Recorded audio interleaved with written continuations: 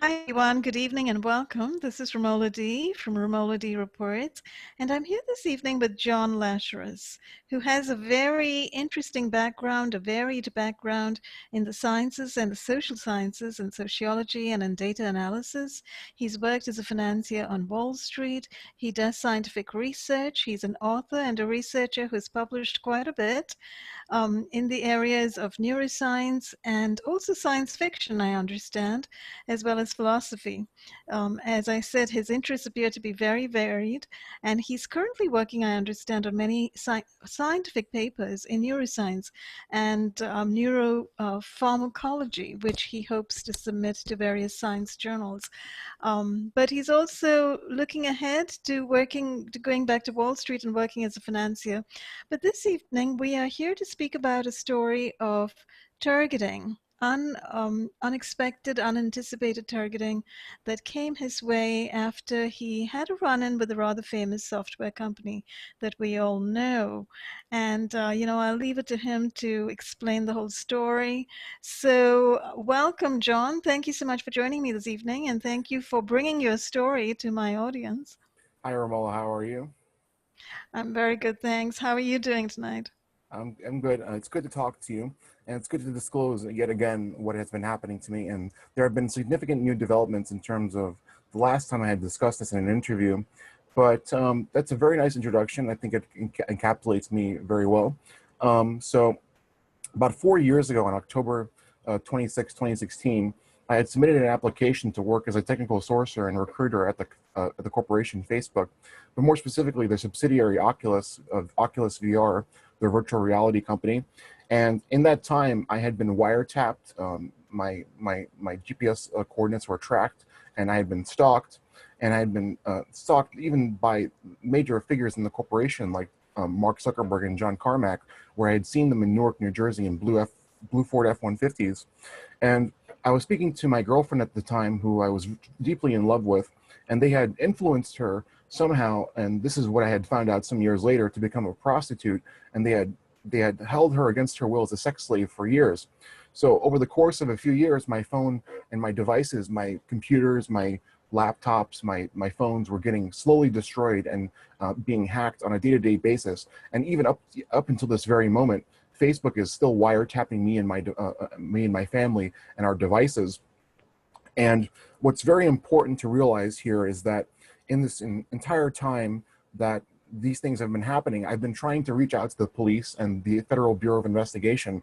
And almost every time that I've reached out to them, where there have been almost, I would dare I say it, assassination attempts on me and my family, there have been there's been a sort of backlash by the police to commit me to psychiatric institutions, thinking that I'm insane or criminally insane. And um, there have been several times where at night there might be somebody trying to break down my door or come into my house, and I actually have evidence of this too.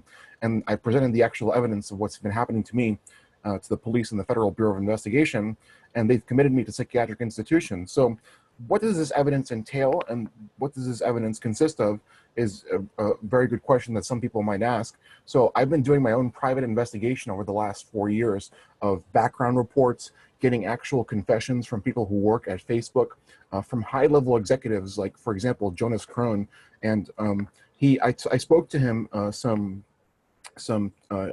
year and a half ago, about a year ago, and he had, just as a background, Jonas Krohn is a senior vice president at Trillium Asset Management, who is a major stakeholder in Facebook Incorporated, an outside investor who wanted to oust Mark Zuckerberg in a quorum against the CEO of Facebook.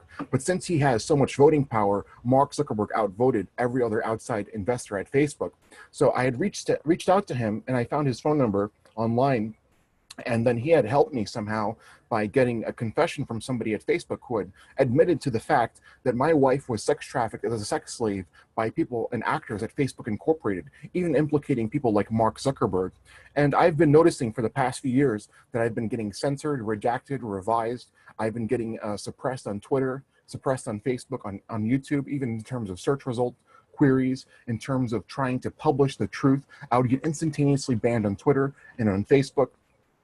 And that's one piece of evidence. And the background reports consist of another where I had seen members of her family moving to California. They had joined the Freemasons, which seems kind of scattershot. It doesn't really make too much sense because her family was never part of the Freemasons before I had met them. And my girlfriend used to be a barista at Starbucks, so she never had such quite access to a very prominent fraternal organization of wealthy individuals who I believe are really Satanists trying to rule the world. But um, they were never part of the Freemasons, and I had figured that out too in my own private investigation, including her father and her mother. They had joined the Freemasons. Sorry, let me just get some water here. Sure, absolutely. You've done a great job at summarizing the whole story. That, I know that you've told me quite a bit of this prior to this interview. Um, Yes. I'm.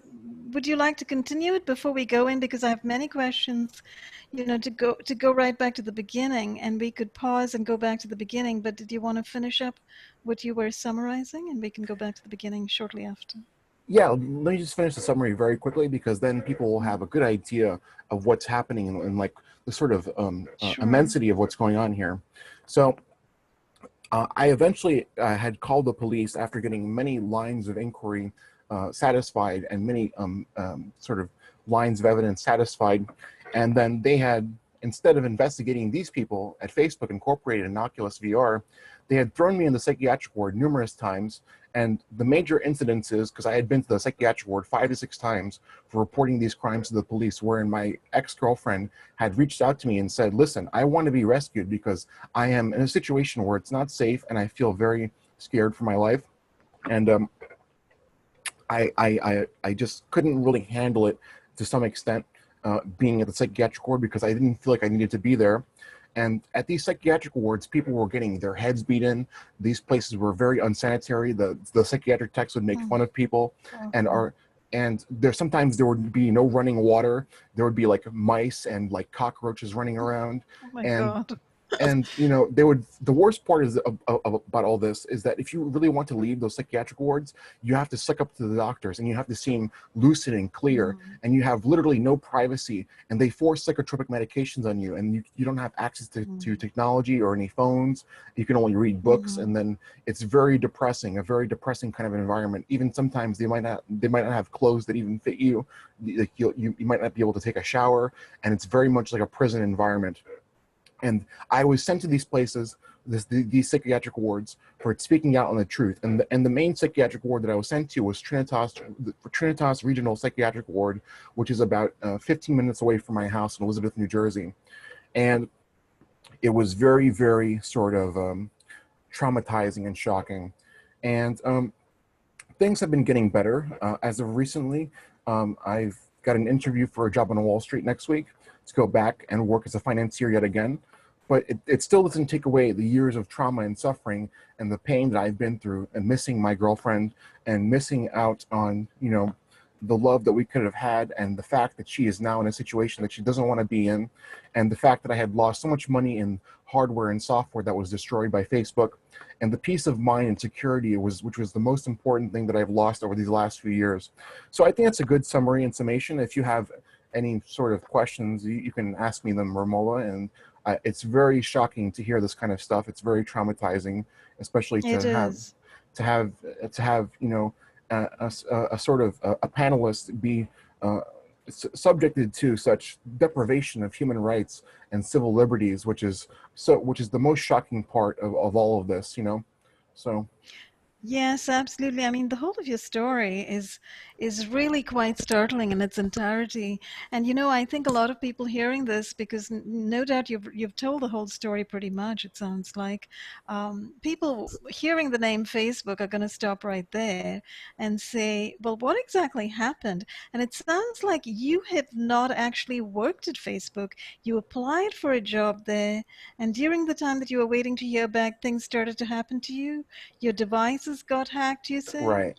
Can you go into that part of the story? What really started happening after you applied to Facebook? And why do you link everything that happened to Facebook? And what is your girlfriend's connection to Facebook? Well, my girlfriend was somebody who didn't know anybody at Facebook at all, but because my devices were hacked by Facebook, and I had proven this by tracing their IPs back to Facebook and getting information from their source code Hmm. on my actual phone, because I do know how to do a little bit of Okay. programming. So I was able to backtrack and trace some of that information straight back to Facebook servers where they had dispensed these attacks from, these attacks and hacking attacks from. And my girlfriend has nothing to do with Facebook, except now she is literally a sex slave, probably maybe even for Mark Zuckerberg or some of these associates at Facebook, wherein she had reached out to me and asked me to come rescue her like a vigilante. And she had implicated even Mark Zuckerberg as holding her hostage. Well, I seem to recall, John, when you spoke about this earlier to me, you mentioned that she had told you some of these things earlier, but it was last October, was it not, that you said that she had called you and made some of these statements that she was being trafficked? Yes, and then she told me that she didn't have any sort of means or capability of speaking to me for years because she was under the duress and force of being forcibly used as a sex slave, maybe thinking that if she had gone to Facebook, she might have been getting some sort of offer. But then here's where I kind of agree with you. There's a big sort of question mark in my mind about all of this. Was she offered something, or was she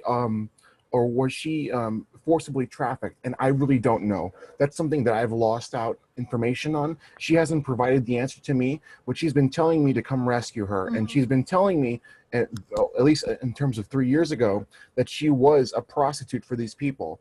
And I didn't make sense to me. I don't know if she was taunting me. I don't know if she was kind of just telling me these things inebriated on drugs. And that's another thing as well too. In the evidence, they said that they were she said that they were forcibly injecting her with drugs like psychotropic medications to actually sedate her and lull her to kind of be incapacitated and When unconscious. when did she say all this? This was in October of 2019, last year.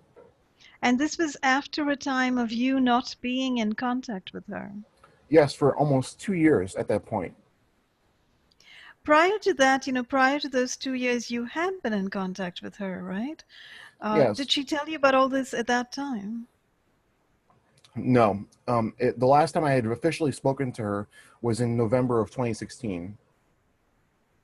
And during that time, there was no mention of all this trafficking and Facebook executives being involved? No. I think she was hiding it or keeping it a secret. Because when she told you about this in October, did she make mention of any previous incidences or history of trafficking? No, she told me that she was previously a prostitute in 2017, which didn't make sense to me because I believe that she was being under force and duress, knowing that I had her old phone number, um, being forced to say things that were not completely accurate or true because she was in an unfortunate position where if I had known earlier, I would have reported these crimes earlier. But it was because of my impetus to actually investigate myself that I had found out that she was initially in a very bad position. Interesting. Now, at the time that she called you in October 2019, did you get the sense that she was actually in a situation of captivity? Yes, she told me herself that she had received a secret phone that was smuggled to her inside the house that she was staying at by one of the girls who was there with her as a sex slave and as a prostitute. So that's where I came up with these charges against Facebook that that I'm claiming or alleging that of them of having committed, that they are literally racketeering.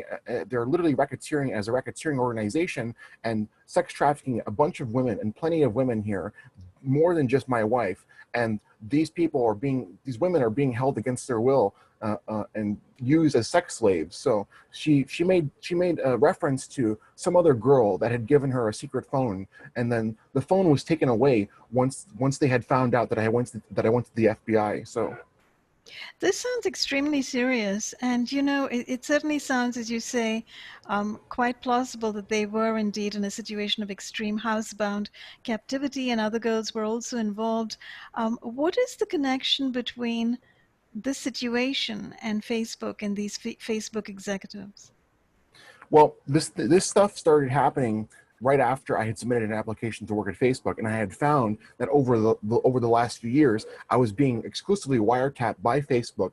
And when my wife, sorry, my girlfriend had disappeared, she was sex trafficked by Facebook, and via these lines of inquiry and evidence. And I found the IP addresses. I found the I found the exact locations of these sorts of computers and servers that were from Facebook that were wiretapping me around the time of the incidents that of when these things had occurred. My wife had mentioned that yes, because you had submitted an application to work at Facebook and they had somehow influenced her. She didn't give me a total amount of information, but then she had implicated that she was there in California with these actors from Facebook. So that's the kind of connection. It's very blurry. I'm sorry if it seems kind of Okay, it's okay. It hard to sounds connect. Yeah, it sounds like there was a connection then. She actually had a connection to these guys at Facebook. yeah. So it seems like they contacted her after they had hacked me and found out who she was and influenced her to be a prostitute or a sex slave, but against her will, or maybe she might have even been taken. I'm not really too sure. But then I had logically logically deduced this sort of stuff. And sorry, I stutter a little bit sometimes. It's okay. I logically deduced this by doing the background reports and the private investigation on my end. So That's really interesting. So it kind of sounds like what you're saying is they started by hacking your devices and they kind of got on her trail through finding her from your devices, from your phone and so forth, and then right, contacting her. That's right, your supposition that that's the trail. They right. contacted her after finding out about her from you. And then after that, they contacted her privately and offered her some kind of deal. And that part is what is hazy, is what you're saying. You don't really know the truth of the matter. Yes. But so she either struck a deal with them and, engaged in something voluntarily and consensually, or you're not entirely sure Well, if it was not. the thing is that it's not even voluntary or consensual from the very beginning because prostitution is illegal, and also you can't prostitute yourself and then not expect to not be treated unfairly or as a human slave when you are sex trafficked, which is the entire reason for calling it sex trafficking because you can't sell yourself for sex or for money or sell your body for money, even if it's in pornography or something else. There's a voluntary association through an actual business contract, but then they can't have a business contract to have her as a private prostitute. That doesn't work that way. That's legal in California and it's legal in the entire United States of America, which is why which is why it's inherently a sex trafficking problem. Oh, absolutely. It's completely illegal. And, it's enslavement and captivity, I would imagine, sort of in your face illegal and against the law. It's outlawed, right? To hold Right. anybody in captivity against their will, etc. And that seems to be the situation you are reporting. Mhm. So, because this sounds so extreme, now at the time that you knew her earlier, how long have you known her? Since 2012, October of 2012, and we were speaking for a very long time. And I want to clarify something. I never really had met her. She was somebody who was an online girlfriend, but she was a real person, and she was going to move here and be with me. Um, I think she was looking for me to get a better job, but then for years we would speak and we would be, in a relationship here. But the thing is, she's now in captivity as somebody that I've proven to be, or at least have the sort of idea that she's in captivity. And I still love her and care about her. And, this is somebody that I had spoken to like for many years. I initially met her on a chat room on omegle.com, and she's a real person. And she had proven that to me. But we are both very poor. And for years, we couldn't afford to see each other. And I think she was probably waiting for me to get a better job so I could be able to support myself. And that's what I wanted to do at Facebook. But then I had to move on with life and find the jobs elsewhere. But then by the time that I had already gotten a good job on Wall Street and also as a data analyst previously, she was already in this bad situation. So Now, in 2016, when you applied for that job to Facebook and this stuff started happening, your devices were hacked, and then after that, you feel they got to her, etc. Did she continue to stay in touch with you during that time period? no, Okay. it was only until But 2017. it was only until, sorry to interrupt you, Romola. It was only until 2017 when she finally had, sorry, let me move my microphone here, when she had finally come in contact with me and told me that she was a prostitute for these people. So about a year later, Okay, after this stuff had happened. that's kind of what I wanted to know. When did she actually um, to tell you about a connection with these people? And you had kind of figured out it was the same people who were hacking your devices, whose IP addresses you had found, etc. Is that right? Right. Okay. So, what is your conclusion from this? It sounds very strange, isn't it? You apply to a job for a job to a software company, and the next thing you know, you find they're hacking you, and the next thing you know, they're going after your girlfriend, and the next thing you know, she's telling you that indeed they've been going after her in a very serious way and actually trafficking her. This is going to sound strange, Romola, but this is something that I have to tell the truth about. So 20 years ago, as a little child, I was about 7 years old, and I can't explain this to this day. And this is something that goes beyond a kind of conspiracy and paranormal kind of explanation. But about 20 people had visited me, or 15 to 20 people had visited me as a child, and they told me that in the year 2020, this stuff would all happen. And they told me that these things would happen in the future.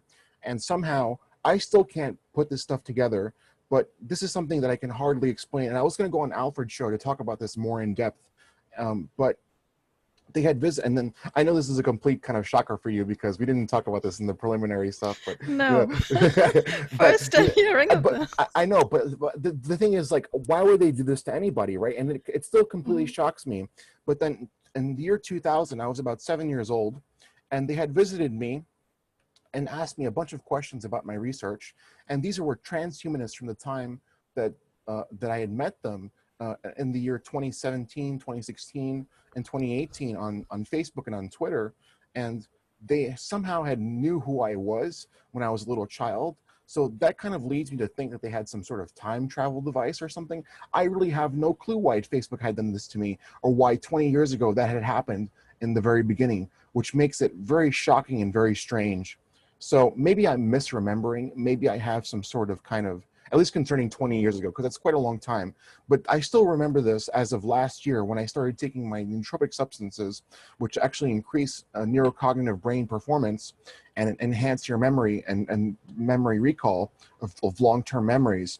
And I just, I remember this from 20 years ago, and I was very shocked to kind of think about it this year. And with everything that's happening now with the coronavirus, with everything that's happening now with Facebook, and they told me that yes, at the age of 27 or 26 in 2020, you're going to take down Facebook because of a girl named Isabella, and that's specifically what they had told me about Isabella Santiago, which is my girlfriend, and they had asked me a series of questions and a bunch of questions about my neuroscientific research. Like, but why would I take these substances if there's no sort of safety studies? Why would I take these substances if they're not particularly too safe? And a bunch of questions back then. And I just can't explain this. It seems too strange to me. When you It, say 20 years ago and you say you're 27 now, so that was what, when you were 7 years old? yes. But you still remember these Well, conversations? I had remembered this as a function of taking my nootropic substances last year, and up until this year, I had remembered these long-term memories from quite a long time ago, which has Oh, I really, see.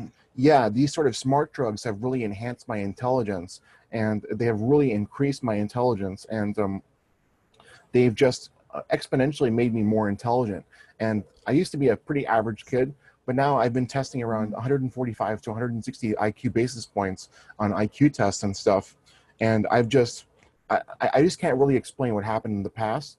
But most people would probably say this kid's crazy. This guy is insane. He doesn't know what he's talking about. But there's no such thing as time travel. But I really can't explain what happened back then because they had information about what's going to happen in this year 2020, 20 years ago, in the year 2000.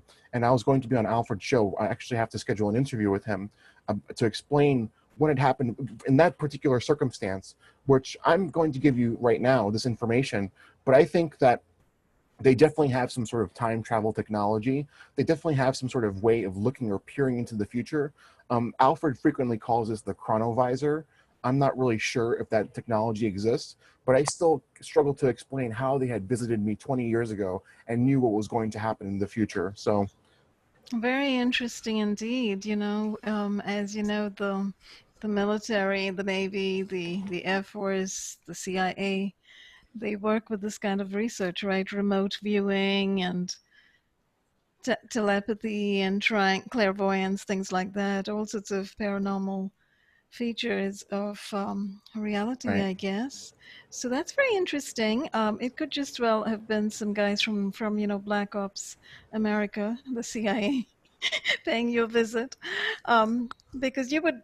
What do you think? Do you think that they are, well ahead of what we think they know? That they've been doing this kind of research for years and years? They, Yes. this kind of what you're talking about in terms of nootropics. Did you want to talk a little bit about that? Because I know that that's a subject of one of your science papers, right? Drugs that actually enhance cognition, memory, things like that. That's what you're calling smart drugs, right? Yeah, so these smart drugs are available legally as supplements in the Mm. supplement industry, but there's not quite enough research on them. So I had written a 100,000-page research paper on a sort of selection of nootropic substances, which are the best nootropic substances to take to increase intelligence.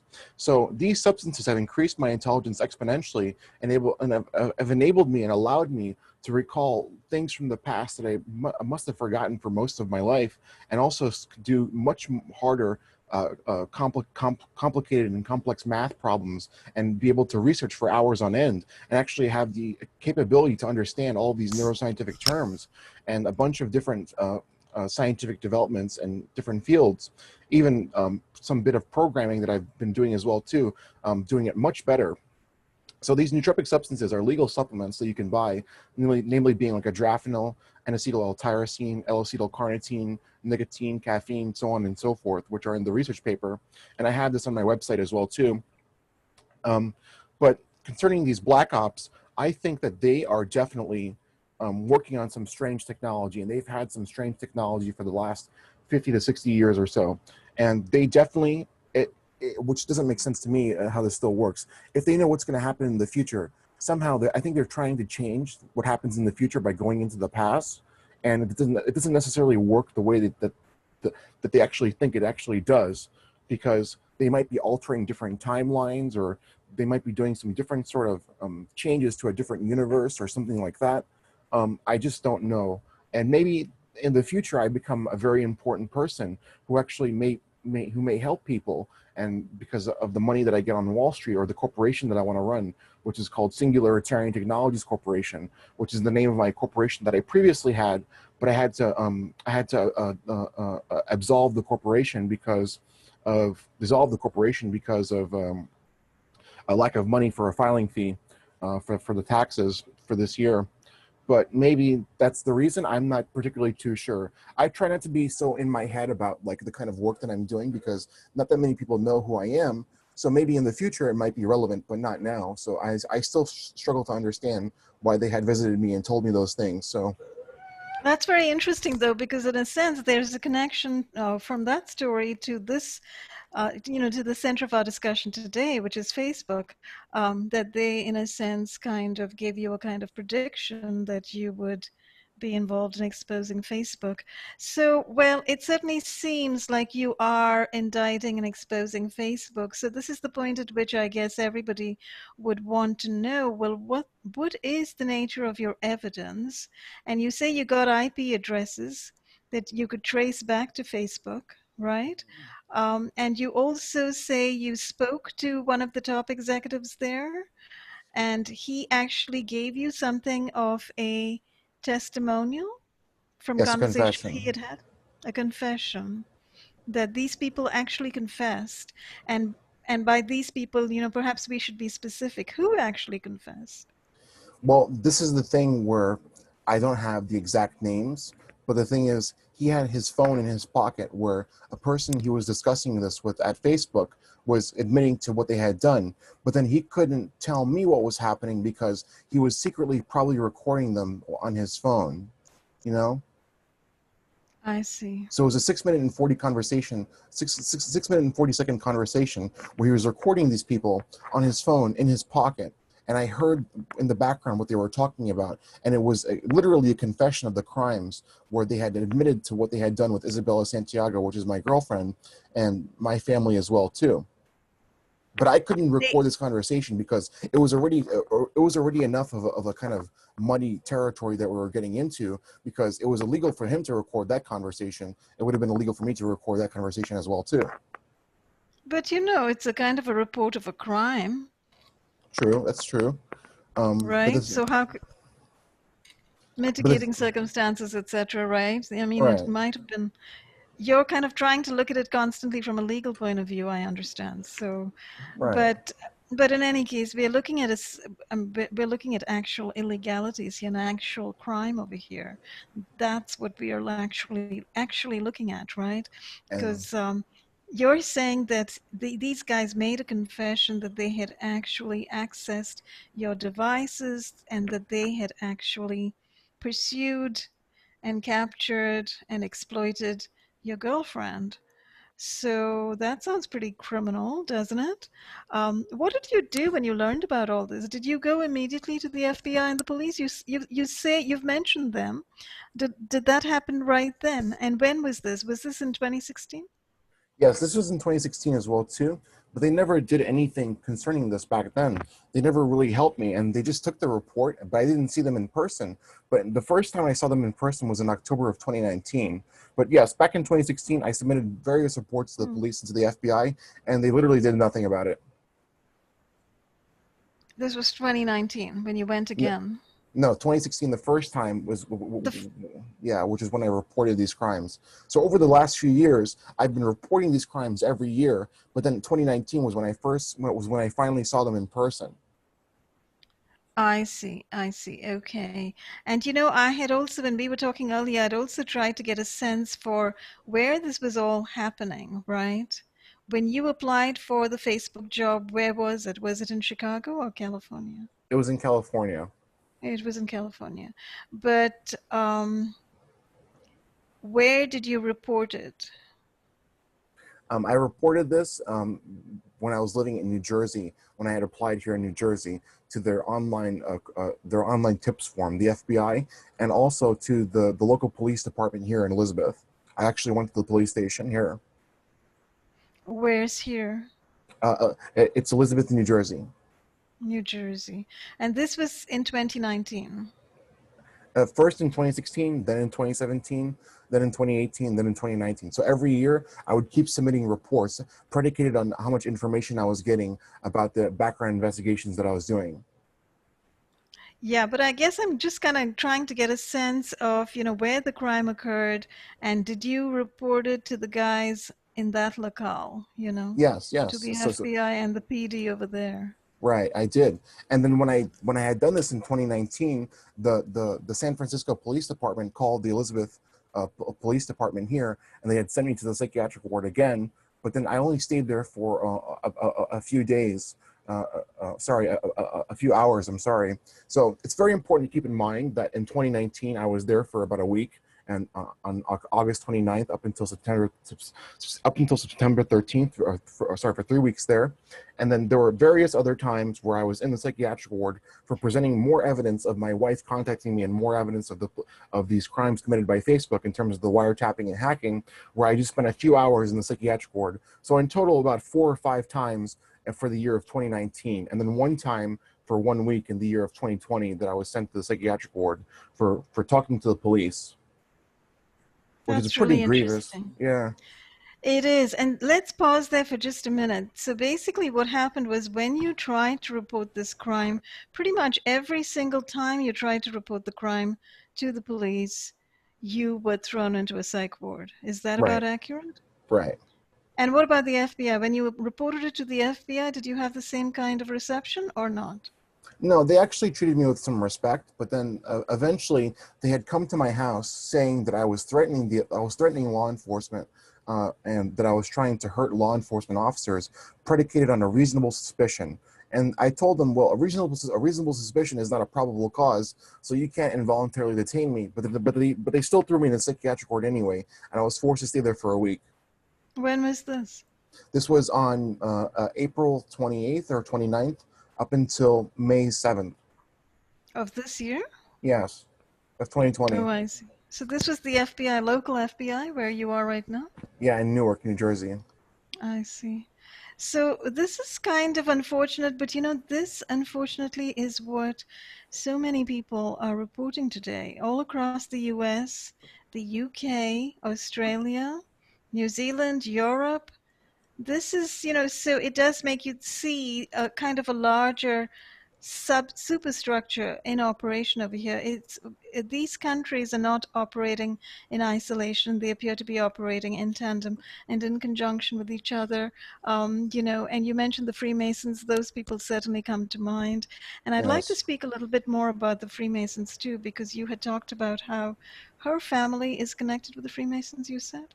Yes, and before, when I first met my girlfriend, she never was part of the Freemasons. Her family was never part of the Freemasons. But Hmm. until this Facebook stuff started happening, they actually became a part of the Freemasons. And I had figured this out through my private investigation and background report searching, and Hmm.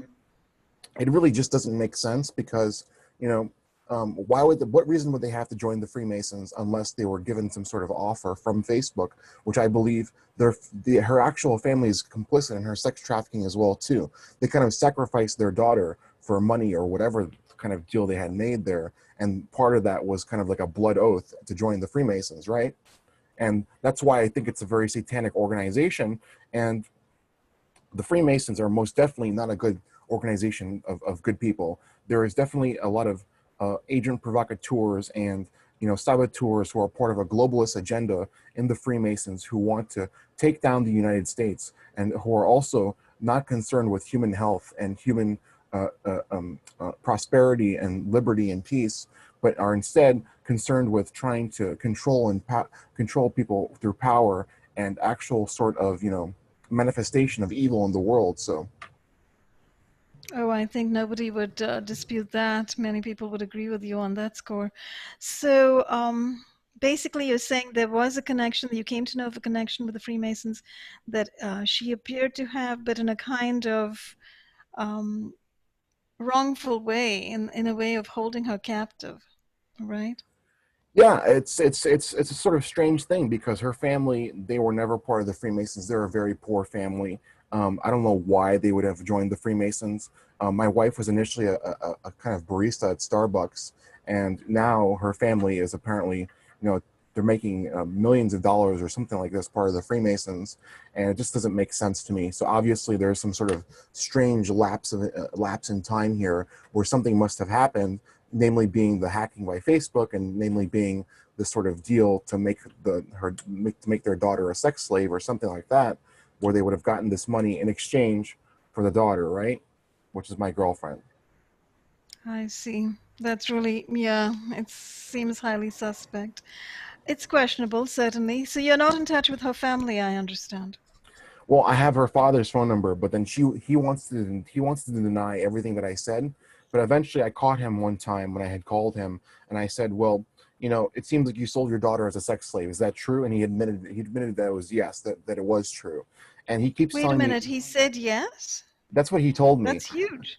Yeah, Oh, I was very inebriated one night. I was very drunk, and I called him, and he apparently may have been sort of influenced by this, and he had admitted yes that it was true, and then he eventually hung up the phone on me. But then, plenty of times he has been lying to my face every time I call him and telling me that he is not Isabella's father, which is inherently untrue. And sometimes I'll even hear their family members in the background who I know as well too, and like he must think that I'm stupid because I knew who he was before and I know who he is now, and he's literally admitted that he did sex traffic his daughter for money. this is absolutely frightful and horrifying, isn't It it? is, and There, and I'm sorry to interrupt you, Romola, but it seems like as much more incredible as this story gets, it gets more incredulous. But that's not necessarily the case. This is a very exceptional and very rare kind of event to happen in somebody's life. But it's actually more shocking to know that this sort of stuff happens a lot more often than we think it does. And I think it must, if people hide it to such an extent. Sorry to interrupt. Go ahead. right, and last year with Jeffrey Epstein, we were seeing like how often the elite and the rich do this kind of stuff, where Oh, people's absolutely. where families' young daughters go missing for months and years as sex slaves, and they get paid $100 for uh, a sort of illicit massage or something like that, and then they eventually get caught up in this sort of entangled affairs, and they become sex slaves. And it seems like, you know, the people at Facebook definitely want to suppress this because they don't want to be associated with Jeffrey Epstein. And Jeffrey Epstein is kind of the first domino in this domino effect of this sort of collapse of this sex trafficking sort of racketeering organizations that these elite sort of rapists and torturers have, you know, because that's what they are, right? Absolutely. And enough stories have come out where people are, girls and women are held against their will, you know, um, as well as stories like the Epstein stories, which are very similar, where the girls and women were held against their will and were also exploited in ways that they had not bargained for. So, within the context of what's being exposed, your story is not that far fetched. But what's really concerning is that you are saying that the father has confessed that he's exploited his daughter and sex trafficked her. Right. You say you have some evidence from Facebook of this, and you also have, and to me, this seemed to be the most convincing, is that when she spoke to you in October, she mentioned, who did she mention? Mark Zuckerberg in particular. She implicated that he was literally holding her hostage against her will because I had reported these crimes to the police, and he wanted me to know that I had no power over this, and that he had too much money to stop me, and that I couldn't stop him because of all the money he had in the world. I think that those were the implications here.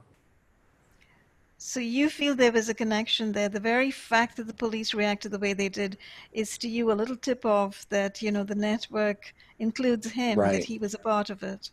And that they were directly corrupting the police and bribing the police too. Very interesting. Yeah, so, the question is, what is your recourse if the police don't help, if the FBI don't help, what do you do? Well, I was thinking about this a very long time ago, and you know, the thoughts have crossed my mind to act as a vigilante, to try and do the wrong thing, and but I'm not going to be violent or do anything like that.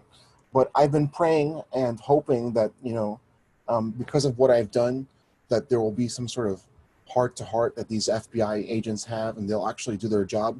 But my recourse, to be honest, if God doesn't help me, if the FBI doesn't help me, there is no recourse. Nothing can be done because of the immense amount of power and wealth that these people have. And something needs to be done, but I'm at wit's end. I don't know what I can do any longer besides get money myself and maybe try and expose these people by trying to advertise and trying to disseminate information to the public via sort of criminal justice advertising on social media platforms and on TV and stuff.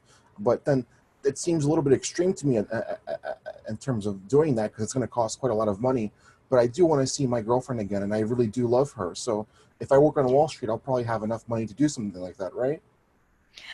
Certainly. And I was going to ask you if you had any sense of an address for her, a way to actually get to her.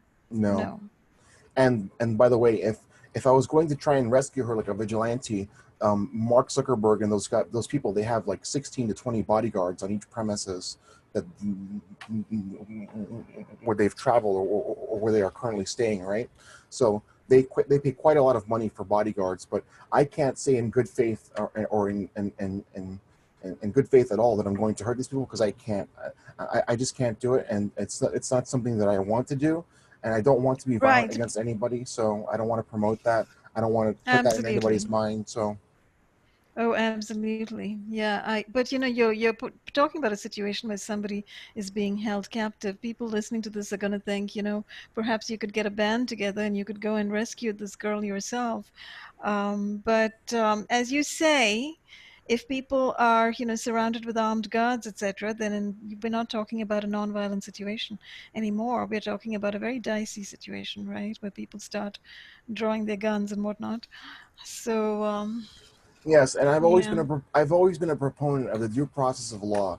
I think before anything starts hitting the fan here, we need to have an actual sort of law enforcement apparatus that's not corrupt, that does its job correctly. So by trying to be a vigilante, you really don't help solve the problem that's there anyway. So What do you think can be done legally and lawfully?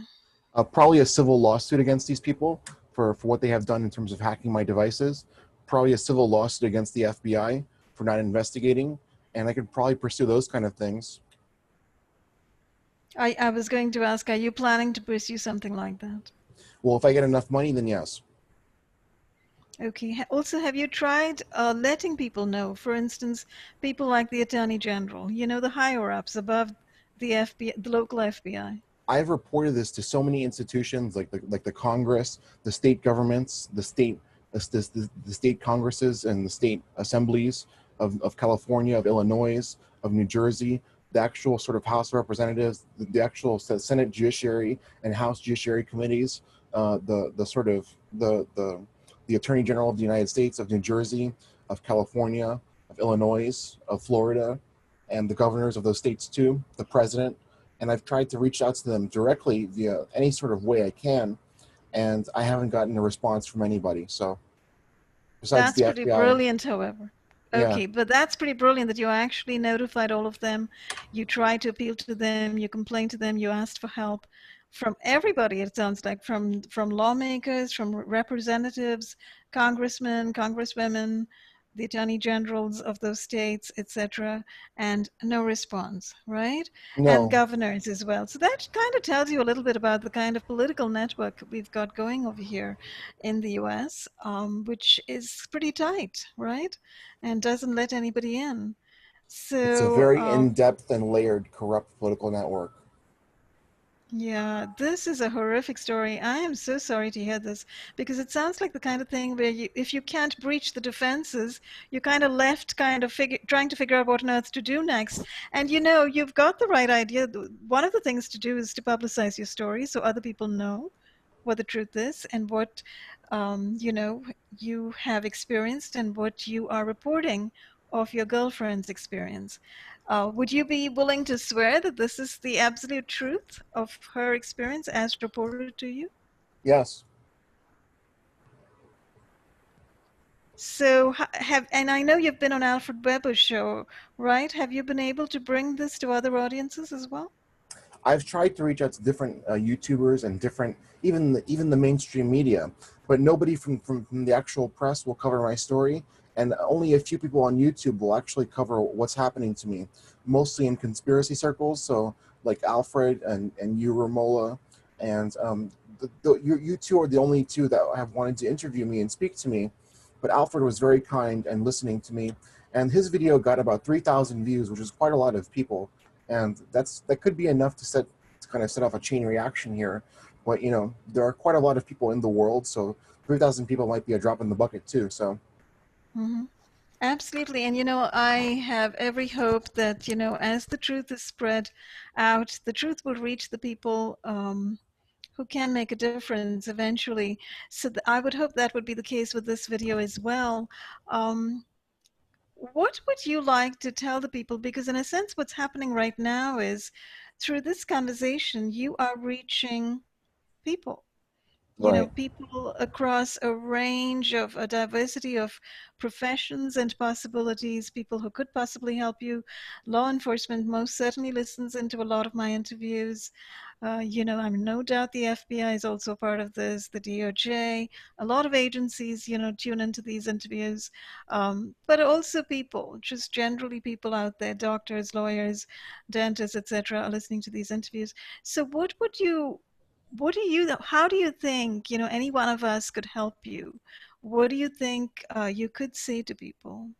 I think maybe just for you personally, Romola, even having the video on your channel, I'm very grateful and I'm very sort of humbled to be interviewed by you and to have that kind of coverage, at least by somebody who has such a broad and expansive reach across the platform. So even for me, thinking that you get a few thousand views per video, or even maybe 20 or 30,000 views, that's quite an extensive reach that you've already helped me out with. But for the people who are viewing, for the law enforcement agencies. I think they need to actually tighten up and actually start, being less corrupt and doing their jobs. And for the individual viewers who might be like innocent bystanders, I think you need to not apply to work at Facebook. Stop using the platform. Stop using social media, because you are definitely supporting murder and sex trafficking and rape and all of these sorts of different crimes. And Facebook in general is a very bad platform. It's dividing the world, and Twitter itself too. It's something that, even thinking about it now, it's got me so emotionally drained and shocked. I just I want people to be wary and to be very careful about their families and the kind of interactions that they get into with people, even just for submitting an application to work at a company. So if you're going to do stuff like that in the future, to actually even work at a company, make sure you research the company very thoroughly and in depth as well too, to make sure that you're protecting yourself and your family. Oh, absolutely. I think that's brilliant advice. Thank you so much. And your focus on Facebook and Twitter as being divisive social media and exploitative social media that people kind of need to steer away from, I think is very timely advice. Given that Facebook has pretty much come out and said that they're going to be using everybody's photographs and using everybody's data, which nobody signed up for, right? Nobody read the fine print. Nobody knew that this is what Facebook was going to do. So it's probably time to step away. Do you have any ideas as to alternatives that people could gravitate to? Well, I think social media in general is a very bad sort of institution, a very bad sort of meme nowadays. It's not necessarily a thing that people need, because people's social networks existed before, social media. People had friends before social media, and I think that the best thing you can do is just get a phone number or a kind of contact, a point of contact via mail, and talk to people individually, because all of these social media platforms, they're making so much money off of harvesting user data and literally raping and sex trafficking people and torturing them. And how can you support that in good faith and be a good person and say that, knowing full and well that you're still going to use these platforms? So when I use Facebook, it was to try and get people to go off of Facebook, to stop using it in general. Very, But the alternative, I very. don't have one. So That's all right. It's very interesting that you have a view of Facebook that most people have never had, that Facebook is involved in something like that, sex trafficking, and therefore exploitative at that level. So that's kind of huge information, I would imagine, for people that, people might need some time to digest and take in before they can take some action. It's just like the entire Epstein explosion and a whole lot of other stuff that's been exploding on the scene in terms of exposure of what these so-called elites are up to in terms of exploiting women, exploiting young girls, young boys, etc. We're just waking up to these horrors. So, it might take a little while for people to understand that Facebook is also engaging in something so horrible as sex trafficking. So, I think it's very how, horrendous. I think it's very sad. I'm sorry to interrupt you, Romola, but that's right okay. now I feel emotionally drained. I feel like over the past few years I've had to suffer so much, but to know how many more people have been victimized and who have gone through even worse things than I have because of this sex trafficking and this extortion and this sort of prostitution and that is being forced on them, it seems really sad to me, and it kind of gets to me. It gets to me from time to time. Yes, I can imagine. Well, I'm so sorry for the entirety of your experience, John, It's and okay. especially the experience of your girlfriend. And I'm sure everybody watching feels the same. Um, I know that you are working currently, you're heading toward possibly a new job, and you're working on other science projects. Did you want to talk a little bit about your projects before we close and where people can find your work? Yeah, sure. So I'm a researcher, particularly in neuroscience and also physiology and other types of scientific endeavors, mostly just neuroscience and physiology for now. But you can find all of my work and my science fiction works on wattpad.com/John Lasheras 6. So I'll give you that link in the Yeah, email. please do. I was going Yeah, to say, do email it. I'll stick it below the video. Yeah. okay. And, just some closing remarks. I feel like this is something where it seems very shocking to people to hear this kind of stuff, and it seems too incredible to be true. But then I've been through it over the last few years, and I couldn't necessarily believe the first things that I had found out. But then over the course of time, it has turned in from just being too incredible to be true to being sad but true. And it's something where I hope and pray to God that there's going to be a good outcome, and that Isabella Santiago will one day probably be my wife, and then things will be much better, and that justice will be served. But I hope that everyone comes out of this unscathed who is innocent and who's been a good person, and that justice will truly be served, and that we can move forward, because maybe Facebook could be a good corporation, maybe Twitter can be a good corporation and actually help unite the world instead of trying to divide it and trying to hurt people. So I'm always praying for change and hoping that things change for the better. So Those are wonderful hopes and wishes to end this show on, John. Thank you so much. We wish you all the very best. And, we all look forward to a better tomorrow. And certainly we hope that in this particular case, not merely that justice is served, but that, Isabella is safe and saved very soon, and that law enforcement, FBI, whoever is sort of asked and tasked to look into such matters actually step forward and do their jobs rather than, holding hands with these horrific Freemasons and engaging in crime with them. So, on that note, thank you so much, John, for coming forward to tell your story tonight. And, as I said, feel free to keep me updated. Let me know what happens and come back and let us know if any new developments occur. okay, thank you so much, Ramola, for hosting me. And if you ever want to do an interview in the future, maybe a follow up, I'm more than willing to do so. Thank you. I'm Wonderful. so grateful. You're very welcome. Thank you so much, John. Thanks, everyone, for watching, and Bye. we'll see you again very soon. Bye for now. Bye. Bye.